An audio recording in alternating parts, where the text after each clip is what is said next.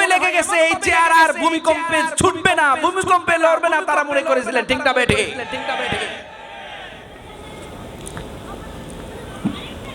মুখে বলেছে, রাতে তাহাজ্জুদ পড়ে, কোরআন তেলাওয়াত করে, পাঁচ ওয়াক্ত নামাজ পড়ে, কিন্তু এই ঈমানওয়ালা মুনাফিক তৎকালীন সময়ে ছিল, সেও আছে দিনের বেলা আলেমদেরকে হাত করা পরে বেরি পড়ায়ে তাদেরকে জেলখানার মধ্যে বন্দী করে রেখেছে। যারা ইসলাম দ্বীনি হকের কথা বলেছে, দ্বীন কায়েমের কথা বলেছে, তাদেরকে ফাঁসির দড়ি দিয়ে ফাঁসির মঞ্চে ঝুলিয়েছে। ঠিক না বেঠিক? আমাদের হযরত কিছুক্ষণ আগে যিনি আলোচনা করেছেন আমার পূর্বে, তিনি বলেছেন আল্লাহ রাসূল বলেছেন বাজার হলো সবচাইতে নিকৃষ্ট। সেই নিকৃষ্ট কাজটা মানুষ বেশি পছন্দ করে না কম পছন্দ করে? কেমন বেশি তুলনা করা যায়? আমি বলতেছিলাম বিষয়টা এমন ভাবে দামি জিনিসগুলোকে মানুষ অপছন্দ করে, আর সবচাইতে নিকৃষ্ট যে জিনিসগুলো সেই জিনিসগুলোকে মানুষ পছন্দ করে। একটা উদাহরণ দিলাম যে বাজার সবচাইতে নিকৃষ্ট। এই নিকৃষ্ট জিনিসকে মানুষ কি পরিমাণে ভালোবাসে, যখনই সময় পায়, যখনই একটু সুযোগ করতে পারে, দোকানে গিয়ে আড্ডা দেয়, দোকানে গিয়ে কথা বলে, দোকানে গিয়ে ফাহিশা কাজ করে। এরকম আল্লাহর বান্দা জমিনে কম না বেশি? এক নাম্বার। দুই নাম্বার, গুনাহের কাজ সবচেয়ে নিকৃষ্ট। গুনাহের কাজ সবচেয়ে নিকৃষ্ট। সবচেয়ে বেশি গুনাহ হচ্ছে এখন মোবাইল দিয়ে। মুহূর্তে গুনাহ করতেছে, মুহূর্তে গুনার সাগরে ডুবে আছে। এই মোবাইল নামক যন্ত্র দিয়ে আপনাদের কাছে আমার প্রশ্ন, আপনাদের কাছে আমার একটা আরজি, আপনারা বুঝে থাকলে বলেন, মোবাইলের সময় মানুষ কম দেয় না বেশি দেয়? ফেসবুকে, ইউটিউবে, টুইটারে, টিকটকে মানুষ কম দেয় না বেশি দেয়? পয়েন্টটা খেয়াল করেন। মানুষ যেই জিনিস দামি বেশি সেই জিনিসগুলোকে অবজ্ঞা করে, আর যেই জিনিসগুলো সস্তা নিকৃষ্ট সেই জিনিসগুলোর উপরে মানুষ হুমড়ি খেয়ে পড়ে। এক নাম্বার বাজারে, দুই নাম্বার মোবাইলের মধ্যে, তিন নাম্বার মেলা, গান বাজনা, সিনেমা হল, খেলাধুলা যেখানে হয়, মানুষের সংখ্যা সেখানে কম না বেশি? এই যে মাহফিলটা আজকে দিছে, কতদিন আগে পোস্টারিং করেছে, মাইকিং করেছে, তারপরে বাস্তবায়ন করতেছে। আর একটা নাট্যমঞ্চের মধ্যে কোনো এলান করা লাগে না। গানের অনুষ্ঠান হবে, সেখানে বড় ধরনের কোনো কি করা লাগে না, এলান করা লাগে না। অথচ হুমড়ি খেয়ে পড়ে সেখানে মানুষ সেখানে দাঁড়ানোর ক্ষমতা থাকে না, এত পরিমাণ মানুষ সেখানে হয়। তাহলে মানুষ খারাপ, কম দামি, নিকৃষ্ট জিনিসগুলোকে মানুষ পছন্দ করে, আর উত্তম জিনিসগুলোকে মানুষ অপছন্দ করে। নিকৃষ্ট জিনিসগুলোর উদাহরণ কয়েকটা দিলাম, এখন উৎকৃষ্ট দামি জিনিসের মানুষ অবজ্ঞা করে কি কি, এই সম্পর্কে একটু আলোচনা করি। কোরআনের মজলিস, মসজিদ, ওয়াজের প্রোগ্রাম, এই প্রোগ্রামগুলোর মধ্যে মানুষ কম আসে না বেশি আসে? দেখছেন আল্লাহ রাসূল সাল্লাল্লাহু আলাইহি ওয়াসাল্লাম সাহাবীদেরকে বলতেছে, ও আমার সাহাবীরা শুনো,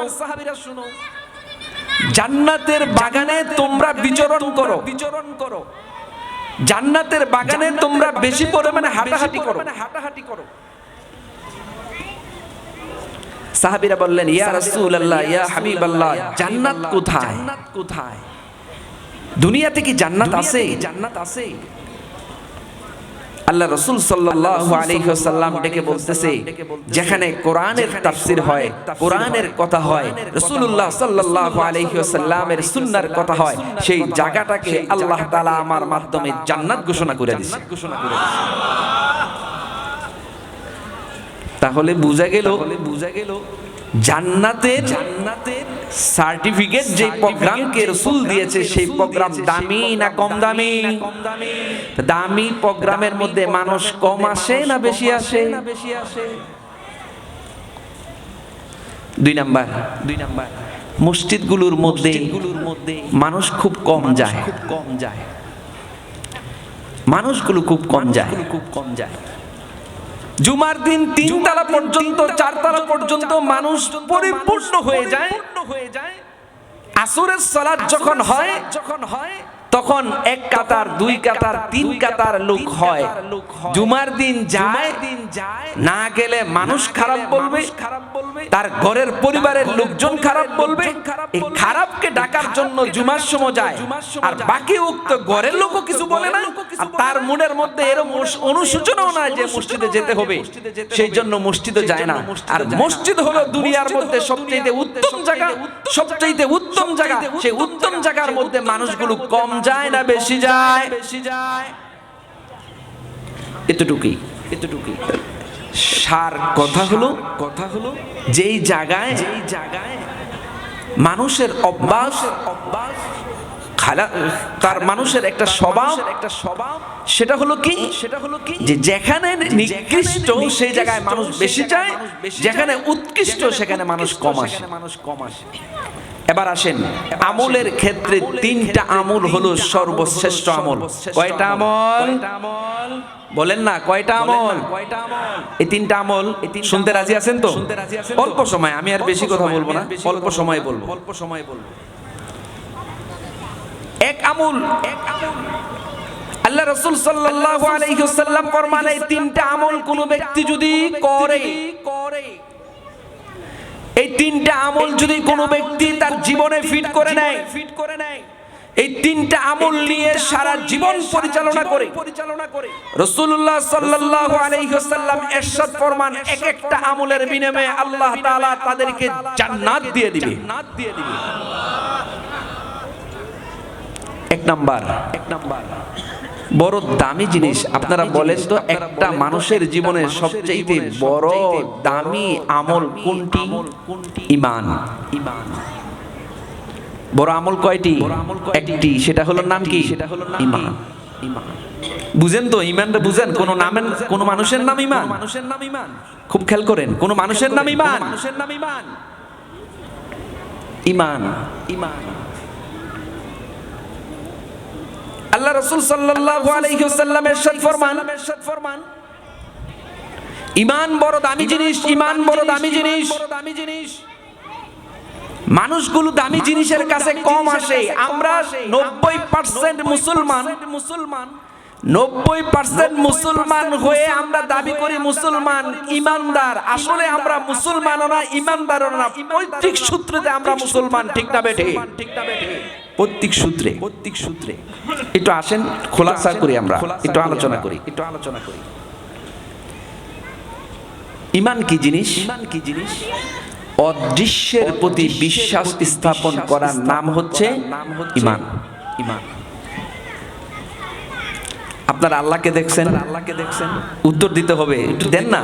আজকেই তো মাহফিল, অন্য সময় তার মাহফিল হবে না। আল্লাহকে দেখছেন? ফেরেশতা দেখছেন? কিতাব আছে আমাদের সামনে। রাসূল দেখি নাই, রাসূলের নিদর্শন আছে। আখিরাত আমরা দেখি নাই, ভালো মন্দ দেখি নাই। আখিরাত মৃত্যুর পরে আবার আমাদেরকে উঠাবে, সেটা আমরা খালি শুনেছি, দেখি নাই। এই না দেখে ঈমান আনছি। আমানতু বিল্লাহি ওয়া মালাইকাতিহি ওয়া কুতুবিহি ওয়া রুসুলিহি ওয়াল ইয়াউমিল আখিরি ওয়াল কদরি খাইরিহি ওয়া শাররিহি মিনাল্লাহি তাআলা ওয়াল বাসি বাদাল মাউত। এই যে এতগুলোর প্রতি আল্লাহর প্রতি ঈমান, বিশ্বাস, ফেরেশতাদের প্রতি বিশ্বাস, কিতাবের প্রতি বিশ্বাস, রাসূলদের প্রতি বিশ্বাস, আখিরাতের প্রতি বিশ্বাস, ভালো এবং মন্দের প্রতি বিশ্বাস, আবার পুনরুত্থান হবে, আমাদেরকে উঠাবে, এই প্রতি বিশ্বাস। এই 7টা বিশ্বাসের, এই 7টা জিনিসের উপরে বিশ্বাস রাখা হলো কি? ঈমান। খুব খেয়াল করেন, সামনে একটু কথা বাড়বে।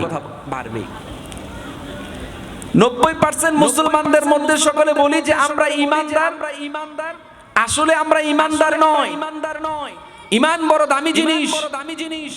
ইমানের গুরুত্ব বুঝাইতে গিয়ে আল্লাহ রাসূল ফরমান, যে ব্যক্তি ইখলাসের সাথে, খুব খেয়াল করেন হাদিসটা, যে ব্যক্তি ইখলাসের সাথে দায়িত্বহীনভাবে দৃঢ়তার সাথে স্বীকৃতি দিবে আশহাদু আল্লা ইলাহা ইল্লাল্লাহ ওয়া আশহাদু আন্না মুহাম্মাদান রাসূলুল্লাহ, আল্লাহ রাসূল ফরমান এই কালিমার যে ব্যক্তি স্বীকৃতি দিবে ফাদাখালাল্লাহুল জান্নাহ, আল্লাহ রাব্বুল আলামিন তাকে জান্নাত দিয়ে দিবে।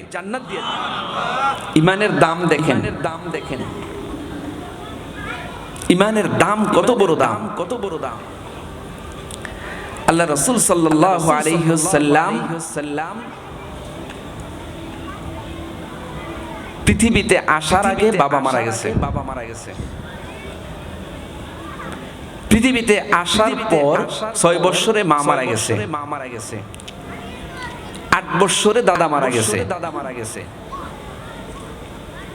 গুরুত্বপূর্ণ যে ব্যক্তিরা আছে একটা শিশুকে লালন পালন করার জন্য বাবা, মা, দাদা তিনজন মারা গেছে শিশু বয়সে। 8 বছর বয়সে দাদা মারা যাওয়ার পর এই শিশু মুহাম্মদুর রাসূলুল্লাহ সাল্লাল্লাহু আলাইহি ওয়াসাল্লামকে লালন পালন করবে কে, এই সিদ্ধান্ত আলোচনা সভা শুরু করে দিয়েছে। তার পরিবারের মধ্যে আলোচনা সবাই সম্মতি প্রকাশ করেছে, সেই ইচ্ছায় নিয়েছেন কে, আবু তালিব। চাচাকে আবু তালিব। রাসূলুল্লাহ সাল্লাল্লাহু আলাইহি ওয়াসাল্লামকে এত ভালোবাসতেন আবু তালিব, এত ভালোবাসতেন 8 বছর বয়স থেকে নবুয়তের 8 বছর পর্যন্ত এই গোটা 40টা বছর আল্লাহ রাসূল সাল্লাল্লাহু আলাইহি ওয়াসাল্লামকে আবু তালিব মাথায় রাখে নাই, উকুনে খাবে বিদায়, জমিনে রাখে নাই, পোকা খাবে বিদায়, সব সময় বুকের মধ্যে আবু তালিব রাখছেন। রাসূলুল্লাহ সাল্লাল্লাহু আলাইহি ওয়াসাল্লামকে ঈমানের দাম কত আপনাদেরকে বুঝাচ্ছি। একদিন আল্লাহর রাসূল সাল্লাল্লাহু আলাইহি ওয়াসাল্লাম মক্কার গলিতে চতুর্পাশে দাওয়াত দিতেছেন, মক্কার যুবকদেরকে দাওয়াত দিতেছেন।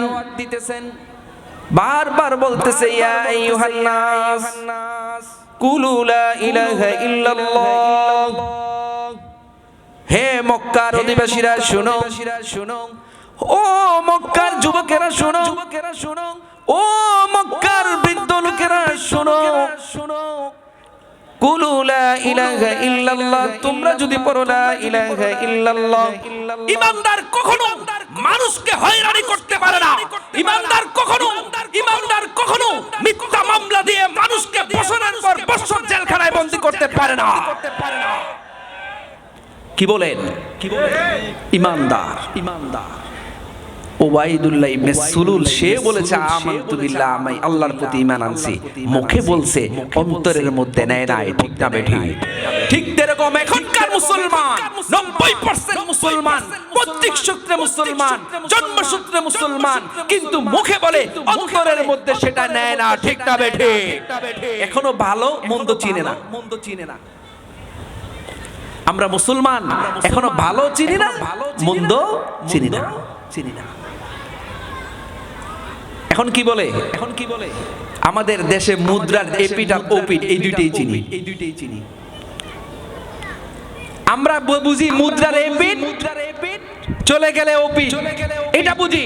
কিন্তু এই সমাজের মধ্যে, এই দেশের মধ্যে কোরআন যে আছে এটা মুসলিমরা ভুলে গিয়েছে। কোরআন যে প্রতিষ্ঠিত করতে হবে এটা মুসলিমরা ভুলে গিয়েছে।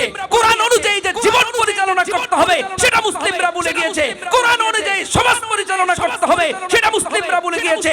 কোরআন অনুযায়ী পার্লামেন্ট চলতে হবে সেটা মুসলিমরা ভুলে গিয়েছে। ঠিক না বেঠে?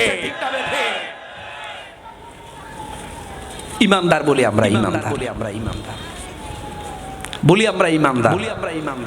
মাইকের আওয়াজ কত দূর পর্যন্ত যাচ্ছে। ঈমানদার যদি হয়ে থাকতো, ঈমানদার যদি আমি হতাম, তাহলে নিঃসন্দেহে বলতাম আমার গমকে আমি লাথি মারলাম, আমার দোকানের আড্ডা মারাকে লাথি মারলাম, আমি আড্ডা মারাকে কথা বলাকে আমি লাথি মারলাম। এখন জান্নাতের বাগানে কথা হচ্ছে, আমি আমার জান্নাতের বাগানে যাব। ঠিক না বেঠে? ঈমানদার বলি আমরা। তাহলে বুঝুন ইমানদার আমাদের দেশের ইমানদারের একটা উদাহরণ দিলে বুঝবেন আমরা কেমন ইমানদার। চায়নাতে গেছে এক ব্যবসায়ী বাংলাদেশের মুসলিম মাল কিনতে, চায়নাতে গেছে। চায়নাতে যাওয়ার পর চায়নার লোকদেরকে বলতেছে 2 নাম্বার কি কি মাল আছে একটু দেন। তো যে তার মালগুলো আছে সব মালগুলো 2 নাম্বার যা আছে সব 2 নাম্বার কিনছে। যত নিকৃষ্ট মাল আছে সেই মালগুলো কিনছে। এখন লাঞ্চের সময় হয়েছে, দুপুর হয়েছে, লাঞ্চ করবে। এই সময় ওই পার্টিকে বলতেছে চলো লাঞ্চ করে আসি। গেছে লাঞ্চ করতে। এখন বলতেছে এখানে কি হালাল গোশত আছে কিনা, হালাল খাবার আছে কিনা এটা তালাশ করতেছে।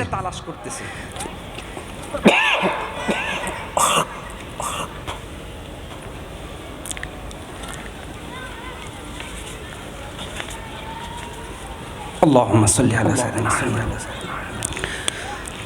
ওই ব্যবসায়ী বলতেছে ভাই এতক্ষণ যে আপনি মালামাল নিলেন সব 2 নাম্বার নিলেন, এখন আইসা আপনি হালাল খুঁজতেছেন কেন?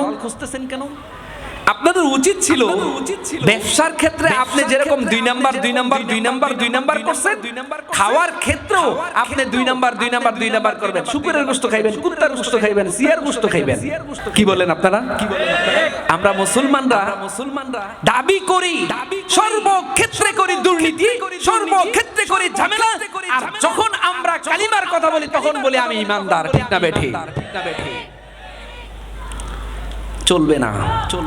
আল্লাহর বানানো জান্নাত এত সস্তা না। এই জন্য আসেন, জবানে যা বলবো অন্তরে তা করব, ঈমান পরিপূর্ণ ধীরতার সাথে আনবো। সকলে বলি আমানতু বিল্লাহ। আল্লাহ আপনার প্রতি আমরা ঈমান আনলাম, আর তাগুত আর শয়তানি আর অপকর্ম আমরা করব না। আল্লাহ আমাদেরকে জান্নাতের মালিক বানায় দাও। সকলে বলি আমিন। 2 নম্বরে আসেন, দামি জিনিসকে আমরা অবহেলা করি। ইমানের পরে হলো নামাজ। ইমানের পরে কি ভাই? খুব খেয়াল করেন, ইমানের পরে কি? নামাজ। মানুষ জান্নাতে যেতে হলে 3টা আমল সহজ, সবচেয়ে দামি এই 3টা আমলের কথা বলতেছি। দ্বিতীয় আমল হলো নামাজ। আল্লাহ রাসূল সাল্লাল্লাহু আলাইহি সাল্লাম ইরশাদ ফরমান, বাইনাল আবদি ওয়া বাইনাল কুফরি তারাকাস সালাহ। বান্দার মধ্যে আর কুফুরের মধ্যে, ইমানদারদের মধ্যে আর কুফুরের মধ্যে পার্থক্য হলো কি? নামাজ। আল্লাহ রাসূল সাল্লাল্লাহু আলাইহি সাল্লাম ফরমান, মান ফাতাতহুস সালাহ, যে ব্যক্তি এক ওয়াক্ত নামাজ ছেড়ে দিল, মান ফাতাতহুস সালাহ, যে ব্যক্তি এক ওয়াক্ত নামাজ ছেড়ে দিল, যে ব্যক্তি এক ওয়াক্ত নামাজ ছেড়ে দিল, যে ব্যক্তি এক ওয়াক্ত নামাজ ছেড়ে দিল, ফাকান্নামা উতিরা আহলুহু ওয়া মালুহু, তার যেন ধন সম্পদ পরিবার পরিজন সবকিছু যেন লুণ্ঠন হয়ে গেল, তার জন্য সবকিছু ধ্বংস হয়ে গেল এক ওয়াক্ত নামাজ ছেড়ে দিল যে। আর আমাদের জীবনে এক ওয়াক্ত গেছে না বেশি গেছে? এখন আসেন, আল্লাহ রাসূল সাল্লাল্লাহু আলাইহি সাল্লাম বলেন, as-সালাতু ইমাদুদ্দিন, নামাজ হচ্ছে দ্বীনের খুঁটি। ফামান আকামাস সালাহ, যে ব্যক্তি নামাজ আদায় করলো, ফাকাদ আকামাদ-দ্বীন, সে যেন দ্বীনকে প্রতিষ্ঠিত করলো। ওয়া মান তারাকাস সালাহ, যে ব্যক্তি নামাজকে ছেড়ে দিল, ফাকাদ হাদামাদ-দ্বীন, সে যেন দ্বীনকে ধ্বংস করে দিল। বলি নাউযুবিল্লাহ। তাহলে নামাজ আদায় করলে দ্বীন প্রতিষ্ঠিত হয়। যারা নামাজের সারিতে দাঁড়াবে, যারা নামাজের মধ্যে দাঁড়াবে, যারা নামাজকে ইখলাসের সাথে পড়বে, তাদের দ্বারাই আল্লাহ তাআলা দ্বীন কায়েমের পথ খুলে দিবে, তাদের দ্বারাই আল্লাহ রাব্বুল আলামিন এই জমিনের মধ্যে দ্বীন প্রতিষ্ঠিত করবে। ঠিক না বেঠে? এখন আপনি নামাজই দাঁড়ান না, দ্বীন কায়েম কেমনে করবেন? নামাজই বুঝেন না, আপনি দ্বীন কায়েম কেমনে করবেন? আমি বলতেছিলাম দামি জিনিসের মধ্যে যে দামি দামি জিনিস যার দ্বারা জান্নাত পাওয়া যায়, এক নাম্বার হলো ঈমান, দুই নাম্বার হলো নামাজ। দেখেন আল্লাহ রাসূল সাল্লাল্লাহু আলাইহি ওয়াসাল্লাম বলেন হাদিসে কুদসি, আল্লাহ রাসূল সাল্লাল্লাহু আলাইহি ওয়াসাল্লাম বলেন ইফতারাতু আলা উম্মাতিকা খামসা সালাতিন। ও রাসূল গো, আপনার উম্মতের উপরে আমি 5 ওয়াক্ত নামাজ দিয়েছি। কোন ব্যক্তি যদি 5 ওয়াক্ত নামাজ আদায় করে, আমি কি ঘোষণা দিতেছি, কি ঘোষণা আল্লাহ দিতেছে। দেখেন আল্লাহ বলেন ওয়াআইতু ইনদি, আমি ওয়াদা করতেছি, আমি আল্লাহ ওয়াদা করতেছি। আল্লাহ বলতেছেন আমি ওয়াদা করতেছি নিজের সাথে, আমি আমার নিজের সাথে ওয়াদা করতেছি। আহদান আন্নাহু, যে ব্যক্তি ওয়াদা পূরণ করবে, মান হাফাজা আলাইহিন্না লিওয়াক্তিহিন্না, সময় মতো নামাজ আদায় করবে, সময় মতো নির্ধারিত সময়ের মধ্যে নামাজ পড়বে। আল্লাহ রাসূল সাল্লাল্লাহু আলাইহি ওয়াসাল্লাম ইরশাদ ফরমান, আল্লাহ বলেন আদখালতুহুল জান্নাহ, আল্লাহ রাব্বুল আলামিন ওয়াদা করতেছেন যে ব্যক্তি নামাজ ঠিকমতো পড়বে, আমি আল্লাহ তাদেরকে ধরে ধরে জান্নাত পর্যন্ত পৌঁছে দিব। কে পৌঁছাবে? বলেন না, চিল্লায় বলেন, কে পৌঁছাবে? কি দুর্বল লাগতেছে? একদিনই তো মাহফিল না, মানে প্রতিদিন মাহফিল হয়। বলেন দুর্বল লাগতেছে? তাহলে আল্লাহ বলতেছেন যে ব্যক্তি নামাজ হেফাজত করবে, যে ব্যক্তি নামাজের হেফাজত করবে, আল্লাহ রাব্বুল আলামিন তাকে ধরে ধরে, আল্লাহ রাব্বুল আলামিন তাকে নিজ হাতে নিজ জিম্মায় তাকে জান্নাত পর্যন্ত পৌঁছে দিবে। আর যে ব্যক্তি নামাজ হেফাজত করবে না, আল্লাহ বলতেছে তার উপরে আমার কোনো দায়িত্ব নাই। মুহতারাম হাজিরিন, আলোচ্য বিষয়ের মধ্যে স্পষ্ট করতে যাচ্ছি আপনাদেরকে, আল্লাহ রাব্বুল আলামিন দামি দামি জিনিস আমাদের জন্য পাঠিয়েছে জান্নাত পাওয়ার জন্য। আমরা সেই জান্নাতের দিকে না দাবিত হয়ে আমরা নিকৃষ্ট খারাপের মধ্যে দাবিত হচ্ছি। নিকৃষ্টের উদাহরণ দিয়েছি আর দামি জিনিসের উদাহরণ দিতেছি। এক নাম্বার হলো জান্নাতে যাওয়ার প্রথম পথ, সেটা হলো কি ঈমান। এক নাম্বার হলো কি ঈমান, দুই নাম্বার হলো নেক আমল সালাত, তিন নাম্বার আসেন যেটা আমরা সমস্ত জাতি তিন নাম্বারের মধ্যে এসে ঈমানের বেলাতে কিছু ঈমান আনছি, নামাজের ক্ষেত্রে কিছু নামাজ পড়ছি, কিন্তু তিন নাম্বারের ক্ষেত্রে গিয়ে আমরা সকলে তা থেকে বিমুখ হয়ে গেছি। সেটা হলো কোরআন থেকে আমরা বিমুখ হয়ে গেছি। ঠিক না বেঠি? কোরআন আল্লাহ রাব্বুল আলামিন ডাক দিয়ে বলতেছেন ওয়ামান আরাদা আন যিকরি, যে ব্যক্তি আমার জিকির থেকে, আমার কোরআন থেকে চেহারাকে ঘুরিয়ে দিবে, যে ব্যক্তি আমার কোরআন থেকে পিঠ ঘুরিয়ে দিবে, কোরআনকে পিঠ দিয়ে দিবে, ওমান আরাদা আন যিকরি ফাইন্না লাহু মাঈশাতান দানকা, তার জীবনকে আল্লাহ রাব্বুল আলামিন সংকুচিত করে দিবেন, ছোট করে দিবেন। ক্বালা রাব্বি লিমা হাশারতানি আ'মা, তার আগে বলতেছে মাঈশাতান দানকা ওয়া নাহশুরুহু ইয়াওমাল কিয়ামাতি আ'মা, যে ব্যক্তি কোরআন থেকে তার চেহারা ঘুরিয়ে নেবে, কোরআন থেকে জীবন ঘুরিয়ে দিবে, সেই ব্যক্তিকে এক নাম্বার হলো তার জীবনকে ছোট করে দিবে, দুই নাম্বার হলো কিয়ামতের ময়দানে আল্লাহ রাব্বুল আলামিন অন্ধ করে হাসরের ময়দানে উঠাবে। বলি নাউযুবিল্লাহ। দুইটা গুণ বদগুণ। কোরআন হলো একটা, কোরআন থেকে যদি মুসলমান চেহারা ঘুরিয়ে নেয়, কোরআন থেকে যখন মুসলমান তার দেহটা ঘুরিয়ে নেয়, আল্লাহ রাসূল সাল্লাল্লাহু আলাইহি ওয়াসাল্লাম বলতেছেন, কোরআনের আয়াত তরজমা করে করে বলতেছেন আল্লাহ রাব্বুল আলামিন তার জীবনকে সংকুচিত করে দিবেন। এক নাম্বার, দুই নাম্বার হলো হাসরের ময়দানে অন্ধ অবস্থায় উঠাবেন। মুহতারাম হাজিরিন, আপনাদের কাছে আমার প্রশ্ন, আল্লাহ রাব্বুল আলামিন ছোট জীবন করে দিয়েছেন কিনা? দেখেন আমরা এখানে যত লোক আছি, আমি যদি প্রশ্ন করি আপনারা কোরআন পড়তে পারেন কতজন? আপনারা বলবেন কোরআন অধিকাংশই আমরা পড়তে পারি না। ঠিক না বেঠিক? আল্লাহ রাসূল সাল্লাল্লাহু আলাইহি ওয়াসাল্লামের একটা হাদিস মনে পড়ে গেল। আল্লাহ রাসূল বলেন ইউশাকু আন ইয়াতি আলান নাসিস জামান, এমন একটা জামানা আসতেছে, খুব শীঘ্রই এমন একটা সময় আসতেছে, লা ইয়াবকা মিনাল ইসলাম, ইসলামের খালি কিছুই থাকবে না, ইল্লা ইসমুহু, তার নাম ছাড়া। আল্লাহ রাসূল বলেন লা ইয়াবকা মিনাল ইসলাম, ইসলামের কিছুই থাকবে না, ইল্লা ইসমুহু, শুধু নাম ছাড়া। ওয়ালা ইয়াবকা মিনাল কুরআন, কোরআনের কিছুই থাকবে না, ইল্লা রাসমুহু, শুধু রসম ছাড়া। এখন আপনাদের কাছে আমার প্রশ্ন, ইসলামের দুনিয়াতে কিছু আছে কি? ইসলামের বিধিবিধান আছে? আছে? ইসলামের বিধিবিধান নাই।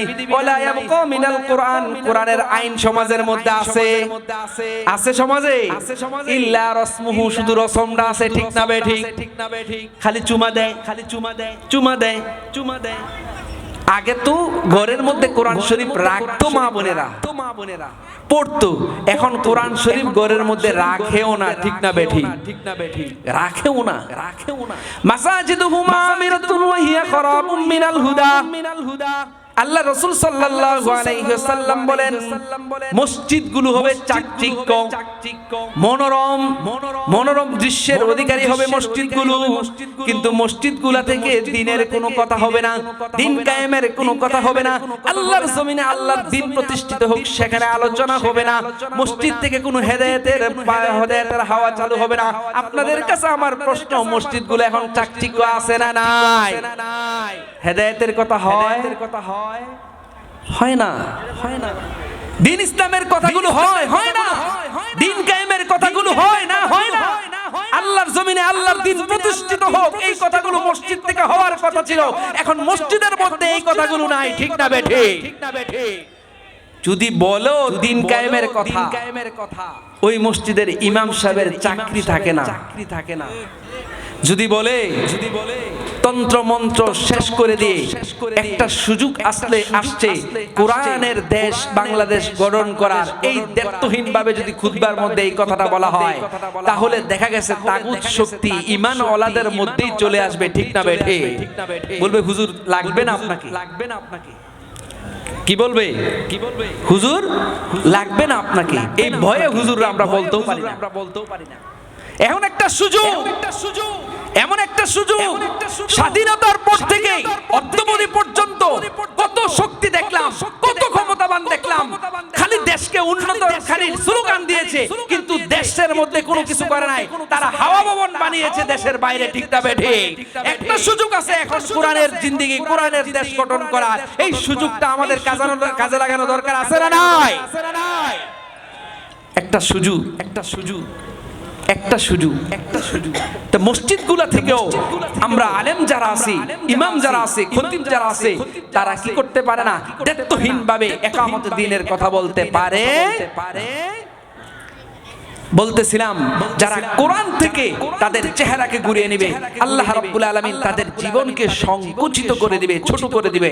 এখন আপনাদের কাছে আমার প্রশ্ন, আমার কথাগুলো যদি বুঝে থাকেন বলেন, আল্লাহ আমাদের জীবন কি ছোট করে দিয়েছেন কিনা? আমি কয়েকটা উদাহরণ দিলে আপনারা বুঝবেন। রমজান গেছে কয়দিন হলো, আবার রমজান চলে আসছে। আর আজ থেকে 30 বছর আগে ঈদ গেলে আরেক ঈদ খুঁজতে অনেক সময় লাগছে। ঠিক না বেঠি? সময়ের বরকত কমাই দিছে। দেখেন 50 বছর আগে, 50 বছর আগে রিজিক বেশি ছিল না কম ছিল? না, না। রিজিক এখনকার তুলনায় 50 বছর আগে রিজিক কম ছিল না বেশি ছিল? কম ছিল। এখন রিজিক বেশি। ঠিক না বেঠে? যেমন যেমন দেখেন মাছ, যেই পরিমাণে মাছ এখন চাষ করা হয়, সেই পরিমাণ মাছ কি 50 বছর আগে ছিল? ছিল না। ফলের আমদানি এত দাম বাড়তেছে। 50 বছরের আগে ফলের পরিমাণ যা ছিল এখন তার চেয়ে বেশি না কম? বেশি। আপনি চাউলের হিসাব করেন, চাউল আগে যে পরিমাণে ফসলাদি হতো সেই পরিমাণে লাআল্লাকুম তুফলিহুন, আশা করা যায় সফল কাম হবে। আরেক জায়গার মধ্যে আসছে, ইয়া আইয়ুহান নাস কুলু লা ইলাহা ইল্লাল্লাহ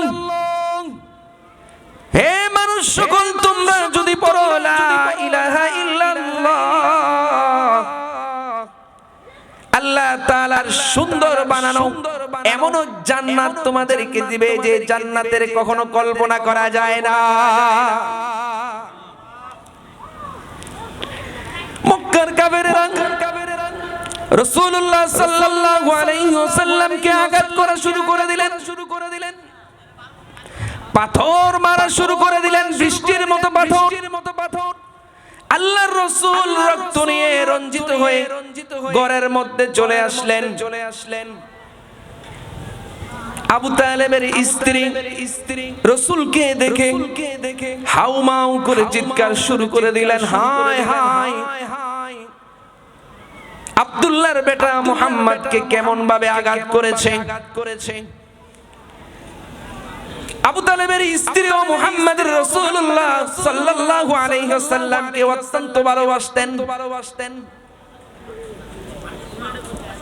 রাসূলুল্লাহ সাল্লাল্লাহু আলাইহি ওয়াসাল্লামের চাচি ঘুরতেছেন। আবু তালেব ছিলেন বাইরে। আবু তালেব ঘরের মধ্যে আসলেন।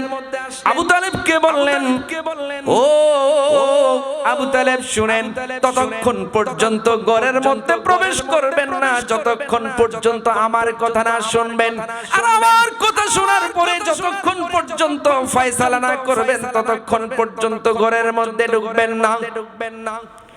স্ত্রী চোখের পানিগুলো ছেড়ে কেঁদে কেঁদে বলতেছে, ওই মুহাম্মদকে আঘাত করেছে মক্কার কাফেরেরা, মক্কার যুবকেরা ওই মুহাম্মদকে আঘাত করেছে, যে মুহাম্মদ জীবনে কোনোদিন মিথ্যা বলে নাই, মিথ্যার আশ্রয় নেয় নাই, যার চরিত্রের মধ্যে কোনো কালি ছিল না, কালিমার দাগ ছিল না, ওই মুহাম্মদকে আঘাত করেছে।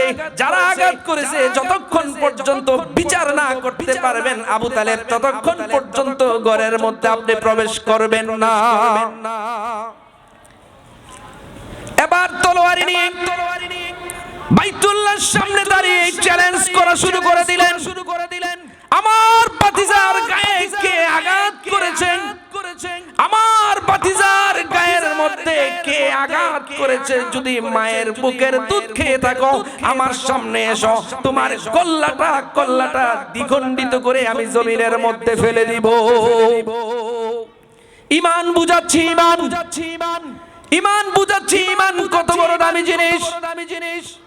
এই চাচা রাসূলুল্লাহ সাল্লাল্লাহু আলাইহি ওয়াসাল্লামকে 8 বছর থেকে শুরু করে নবুয়তের 8 থেকে 9 বছর পর্যন্ত তাকে লালন পালন করেছে। কোন কাফেররা যদি তার উপর আঘাত করেছে চাচা বুক পেতে দিয়েছে, চাচার গায়ে আঘাত লেগেছে আগে মুহাম্মদুর রাসূলুল্লাহ সাল্লাল্লাহু আলাইহি ওয়াসাল্লামের গায়ে পরে লেগেছে। এই চাচা যখন মৃত্যুর কোলে ঢুকে পড়ে, মৃত্যুর কোলে যখন শায়িত হয়ে যায়, এই চাচার কানে কানে গিয়ে মুহাম্মদুর রাসূলুল্লাহ, সকলে বলি সাল্লাল্লাহু আলাইহি ওয়াসাল্লাম বলেন, চাচা যান কালিমা পড়েন। চাচা কালিমা পড়েন। ও চাচা, সেই ছোট কাল থেকে চোখের পানিগুলো ছেড়ে দিয়ে বলতেছেন, সেই ছোট কাল থেকে অদ্যাবধি পর্যন্ত শুধু খালি আপনি আমাকে সেভ করে রেখেছেন, আল্লাহ দ্বীনের জন্য, দ্বীন কায়েমের জন্য সর্বাত্মক চেষ্টা করেছেন। চাচা গো, আপনি শুধু খালি জবানটা পড়ে দেন, লা ইলাহা ইল্লাল্লাহু মুহাম্মাদুর রাসূলুল্লাহ। আপনি যদি এই কালিমাটা পড়ে দেন, আমাকে যদি একটু শোনায় দেন, এই কালিমাটা যদি পড়েন, এই কালিমাটা যদি আমাকে শোনায় দেন, আমি গ্যারান্টি দিতেছি আল্লাহর পক্ষ থেকে আপনাকে আল্লাহ জান্নাত দিয়ে দিবে। চাচা কি পড়ছিলেন? কথা বুঝতেছেন আমার? চাচা কি পড়ছিলেন? না পড়ার দরুন মৃত্যুবরণ করার পরে সে জান্নাতি না জাহান্নামী? আমি ঈমানকে বুঝাচ্ছি, ঈমানের গুরুত্ব, ঈমান কত বড় দামি জিনিস। চাচা গোটা জীবন রাসূলকে সহযোগিতা করছেন, মৃত্যুর সময় ঈমানটা নিয়ে মরেন নাই, যার কারণে আবাদা কোনোদিন সে জান্নাত পাবে না। এবার আসেন, রাসূলুল্লাহ সাল্লাল্লাহু আলাইহি ওয়াসাল্লামের শ্বশুর ছিলেন আবু সুফিয়ান। নাম শুনছেন? নাম শোনেন নাই? আবু সুফিয়ান। রাসূলুল্লাহ সাল্লাল্লাহু আলাইহি ওয়াসাল্লামের সাথে শত্রুতা করতে গিয়ে রাসূলুল্লাহ সাল্লাল্লাহু আলাইহি ওয়াসাল্লামের সাথে দুশমনি করতে গিয়ে কেমন দুশমনি করেছে শুনেন। মক্কার অলিগলিতে তলোয়ার নিয়ে নিয়ে মানুষকে রাগান্বিত করেছেন, উদ্বুদ্ধ করেছেন রাসূলুল্লাহ সাল্লাল্লাহু আলাইহি ওয়াসাল্লামকে আঘাত করার জন্য। যুদ্ধ করার জন্য, নিজের সেনাপতি হয়ে ইসলামকে ধ্বংস করে দেওয়ার জন্য, ইসলামকে মিটিয়ে দেওয়ার জন্য, রাসূলুল্লাহ সাল্লাল্লাহু আলাইহি ওয়াসাল্লামকে দুনিয়া থেকে শেষ করে দেওয়ার জন্য অসংখ্য মক্কার কাফেরদেরকে নিয়ে রাসূলুল্লাহ সাল্লাল্লাহু আলাইহি ওয়াসাল্লামকে উপরে ঝাঁপিয়ে পড়েছিলেন আবু সুফিয়ান। অথচ এই আবু সুফিয়ান মক্কা বিজয়ের সময় কালিমা পড়ছে। কি পড়ছে? দেখেন, চাচা গোটা জীবন আবু তালেব গোটা জীবন রাসূলের পক্ষে ছিলেন। রাসূলের পক্ষে থাকার পরে ঈমান না আনার কারণে সে জাহান্নামী হয়েছেন। আর আবু সুফিয়ান গোটা জীবন ইসলামের বিপক্ষে ছিলেন, রাসূলুল্লাহ সাল্লাল্লাহু আলাইহি ওয়াসাল্লামের বিপক্ষে ছিলেন। কিন্তু জীবনের শেষ প্রান্তে সে কালিমা গ্রহণ করার কারণে সে জান্নাতি না জাহান্নামী? ইমানের মূল্য কত? আর এই ইমান থেকে আমরা বিচ্যুত হয়ে যাচ্ছি। আল্লাহ রাসূল সাল্লাল্লাহু আলাইহি ওয়াসাল্লাম মসজিদে নববীর মধ্যে শুয়ে আছেন। এমন সময় আবু যর গিফারি বলেন, আমি রাসূলের কাছে গেলাম, গিয়ে দেখি নবী ঘুমিয়ে আছেন। খুব খেয়াল করেন, অল্প সময়ের মধ্যে ছেড়ে দিব, হাদিসটা খেয়াল করেন। আল্লাহর রাসূল ঘুমিয়ে আছেন। আবু যর গিফারি একবার গিয়েছেন, গিয়ে দেখেন আল্লাহর রাসূল ঘুমিয়ে আছেন। চলে আসছেন, আবার গেছেন, গিয়ে দেখেন ঘুমিয়ে আছেন। আবার চলে আসছেন, আবার গেছেন, গিয়ে দেখেন আল্লাহর রাসূল ঘুম থেকে জাগ্রত হয়েছেন। আল্লাহ রাসূল সাল্লাল্লাহু আলাইহি ওয়াসাল্লাম বলেন, মান ক্বালা লা ইলাহা ইল্লাল্লাহ।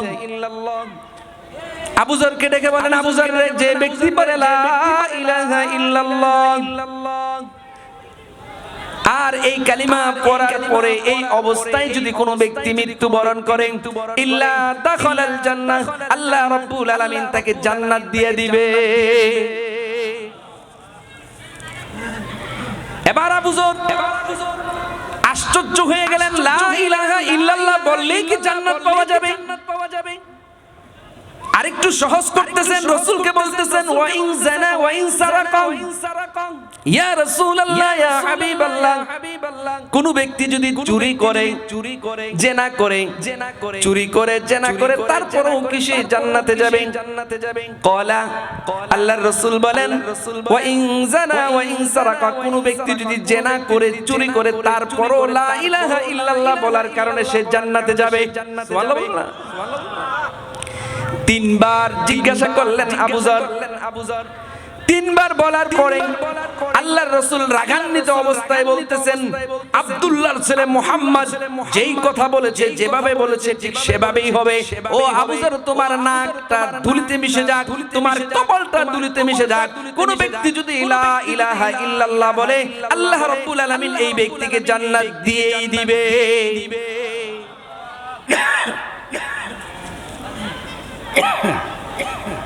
আল্লাহ তাআলা জান্নাত দিয়ে দিবে, লা ইলাহা ইল্লাল্লাহ। আর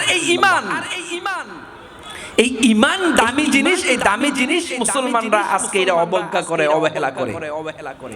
আপনাদের মনে আসেনি, মানুষ দামি জিনিসকে অবহেলা করে আর খারাপ জিনিসকে মানুষ বেশি গ্রহণ করে। এই কথা বুঝাতে চাচ্ছিলাম আপনাদেরকে। এখন আসেন, ঈমান যে দাবি করি আমরা, ঈমান আছে, কতটুকু ঈমান আছে আমাদের? আল্লাহ রাসূল সাল্লাল্লাহু আলাইহি ওয়াসাল্লাম ইরশাদ ফরমান, যে ব্যক্তির অন্তরের মধ্যে যারা পরিমাণ ঈমান আছে, সেই ব্যক্তি কখনো মিথ্যা বলতে পারে না, সেই ব্যক্তি কখনো চুরি করতে পারে না, সেই ব্যক্তি কখনো জিনা করতে পারে না, সেই ব্যক্তি কখনো তাগুত শক্তির পক্ষে কথা বলতে পারে না। যার ঈমান আছে, ঈমান যারা আছে, সে কখনো ফাহিশা কাজ করতে পারে না। এখন আপনারা বলতে পারেন, আমাদের ঈমান আছে হুজুর, কিছুক্ষণ আগে বললেন ওয়া ইন জানা ওয়া ইন সারাকা, যে কোনো ব্যক্তি যদি জেনা করে চুরি করে তারপরেও জান্নাতে যেতে পারবে। আরে আমরা ঈমান আনার পরেও যে এমন কিছু কাজ, কত কাজ করে ফেলেছি যে কাজগুলোর মাধ্যমে আমাদের ঈমান চলে গেছে। আমরা একটা সারা বাংলাদেশের ভিতরে একটা স্লোগান হয়, সর্বময় ক্ষমতার মালিক জনগণ। কি হয় কি হয় না? কথা বুঝাইতে পারি নাই। ক্ষমতার মালিক কি জনগণ না আল্লাহ? চিল্লায় বলেন ক্ষমতার মালিক কে? জনগণ যদি ক্ষমতার মালিক হতো তাহলে 5ই আগস্টে দেশ ছেড়ে পলাতক ভাবে আমাদের এই দেশ থেকে স্বৈরাচারী যেত না। ঠিক না বেঠি? স্বৈরাচারী যেত না। তারা মনে করেছিলেন 15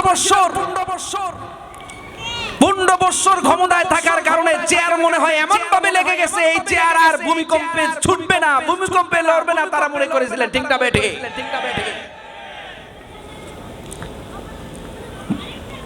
মুখে বলেছে, রাতে তাহাজ্জুদ পড়ে, কোরআন তেলাওয়াত করে, 5 ওয়াক্ত নামাজ পড়ে, কিন্তু এই ঈমানওয়ালা মুনাফিক তৎকালীন সময়ে ছিল, সেও আছে দিনের বেলা আলেমদেরকে হাত করা পরে বেরি পড়ায়ে তাদেরকে জেলখানার মধ্যে বন্দী করে রেখেছে।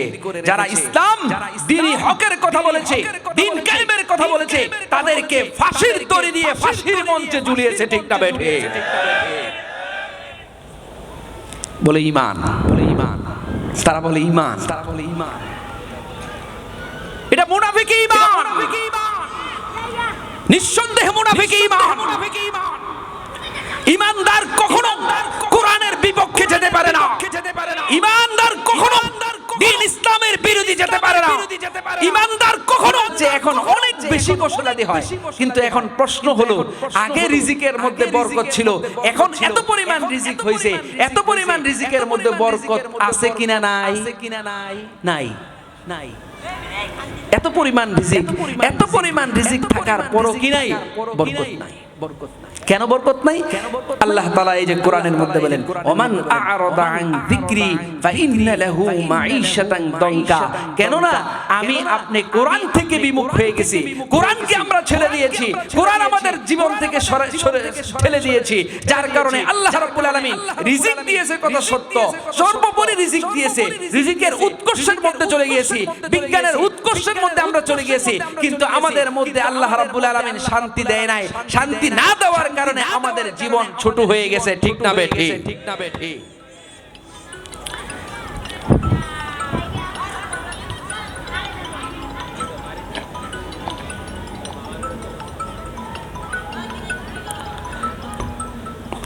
সম্মানিত উপস্থিতি, তাহলে কোরআন আমাদের ধরতে হবে।